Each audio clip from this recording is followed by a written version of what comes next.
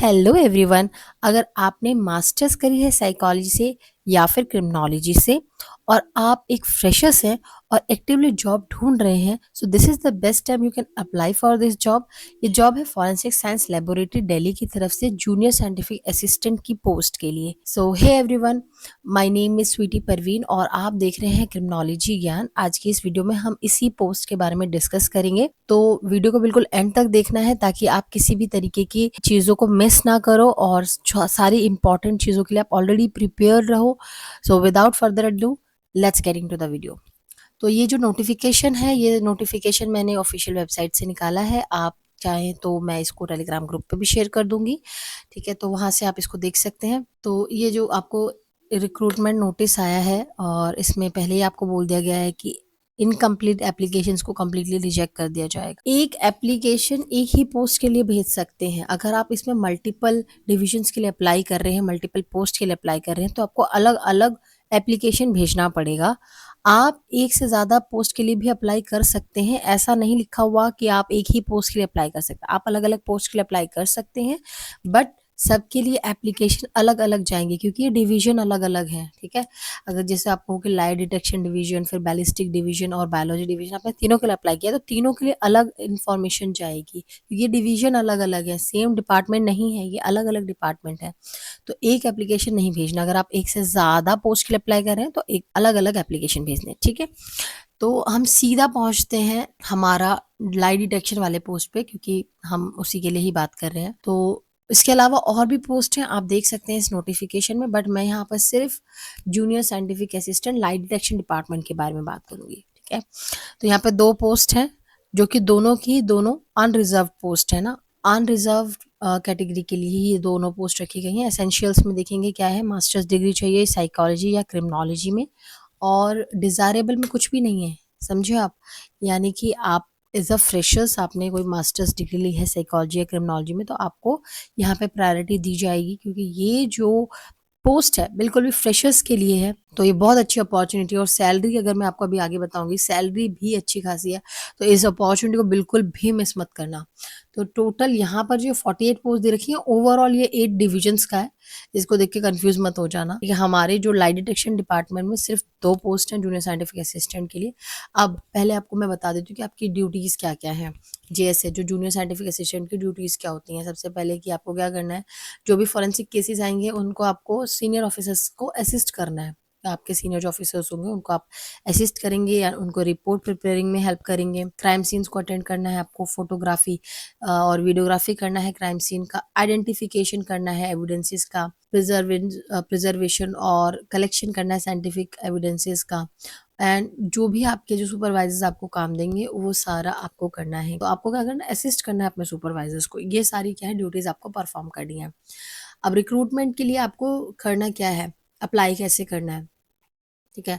क्या online apply होने वाले हैं या फिर आपको पर्सनली जाकर फिजिकली फॉर्म को सबमिट करना है या पोस्ट के थ्रू सबमिट करना है? तो देखो आपको कहाँ पर सबमिट करना है, यहाँ पे करना है head of the office forensic science laboratory, Rohini sector 14 new Delhi, ठीक है? रोहिणी सेक्टर 14 में आपको इस एप्लीकेशन सबमिट करना है। या तो आपको फिजिकली सबमिट करना है यानी आप जाके वहाँ पे सबमिट कर दो, या फिर रजिस्टर्ड या स्पीड पोस्ट से आप इसको सबमिट कर दो। ऑलरेडी आज 24 हो चुकी है। अगर आप दूसरे स्टेट से भेज रहे हैं तो स्पीड पोस्ट में आई गेस एटलीस्ट 7 डेज तो लग ही जाएंगे। यहाँ पर आपके पास एक और ऑप्शन भी दे रखा है, देखो यहाँ पर आपको 28 जुलाई तक आपको भेजना है, ऑन और बिफोर 28 जुलाई अप टू 5 PM 5 बजे तक आपको भेजना है। लेकिन इन केस अगर आप नहीं भेज पाते हैं तो उसके लिए भी एक सॉल्यूशन ये क्या है कि जिस दिन वॉक इन इंटरव्यू होगा, ठीक है, जो भी डेट आपको मिलेगी आपके डिवीजन के लिए, जिस दिन वॉक इन इंटरव्यू होगा, तो आपको अपने ओरिजिनल डॉक्यूमेंट्स के साथ वो फॉर्म्स भी लेकर आने हैं, ठीक है? तो यहाँ पे कंप्लीटली एक वॉक इन इंटरव्यू भी होगा। तो अगर आप सही टाइम पर उसको नहीं पहुंचा पाया, आपको लगता है कि नोटिफिकेशन आपको लेट मिला है और स्पीड पोस्ट के थ्रू आप नहीं उसको पहुंचा पाएंगे, तो आप क्या कर सकते हैं, वॉक इन इंटरव्यू के टाइम आप इन डॉक्यूमेंट्स को अपने साथ भी लेकर आ सकते हैं। वॉक इन इंटरव्यू जो रहने वाला है वो 29 जुलाई से स्टार्ट होएगा और 8 अगस्त तक चलेंगे, ठीक है? ये मिसप्रिंट हो गया है, ठीक है? From 10 AM to 5 PM on all working days. सिर्फ संडेज़ में जो है ये नहीं होगा ये इंटरव्यू, तो अगर आप प्लानिंग कर रहे हैं उसी हिसाब से कि आप कहीं से प्लान कर रहे हैं आने की, तो आप इस हिसाब से देखिए कि संडे को जो है ये इंटरव्यू शेड्यूल नहीं होंगे। आपको वर्किंग डेज़ में ही ये सारा बुक करना होगा जो भी आप आ रहे हैं। रिम्यूनरेशन, अब मेन बात आती है आपकी सैलरी की, कितने रुपए आपको मिलने वाले हैं। तो आपको मिलने वाला है 42,632 रुपीज़, जो कि बहुत हैंडसम अमाउंट है, बहुत अच्छा अमाउंट है। एज अ फ्रेशर्स अगर आप ज्वाइन कर रहे हैं और एफएसएल का एक्सपीरियंस मिल रहा है, एफएसएल दिल्ली का एक्सपीरियंस मिल रहा है, तो बहुत अच्छी अपॉर्चुनिटी है।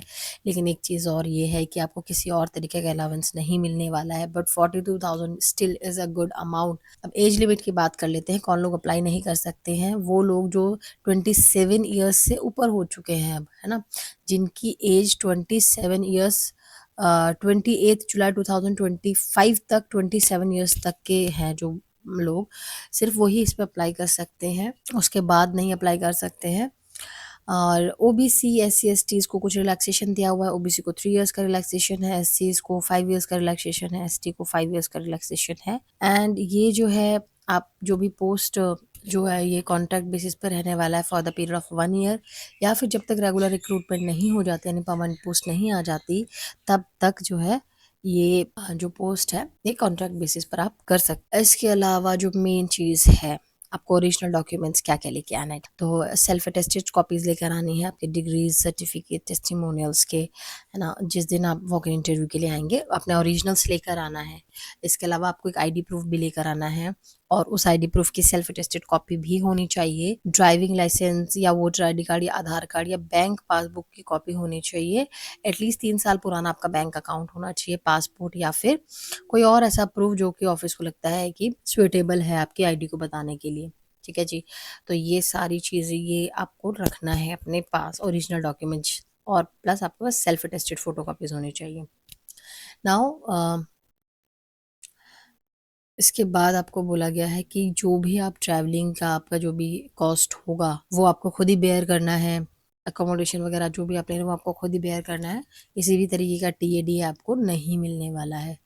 और अगर बाय चांस किसी भी रीज़न से आपका शेड्यूल डेट या ड्यूरेशन में इंटरव्यू कंप्लीट नहीं हो पाता है, तो नेक्स्ट वर्किंग डे में आपका इंटरव्यू शेड्यूल किया जाएगा। एंड उसके बाद जो इम्पोर्टेंट चीज़ है वो ये है कि आपको, जब अगर आपका सिलेक्शन हो जाता है, तो एफएसएल नोटिस बोर्ड, अब ये नोटिस बोर्ड आपका वहाँ पर नोटिस बोर्ड नहीं है, आप वेबसाइट पर जाओगे ना, वहाँ पर एक कॉलम है नोटिस बोर्ड का, ना वेबसाइट पे आपको नोटिस बोर्ड का कॉलम दिया, वहाँ पर सेलेक्टेड कैंडिडेट्स का नाम मेंशन हो जाएंगे।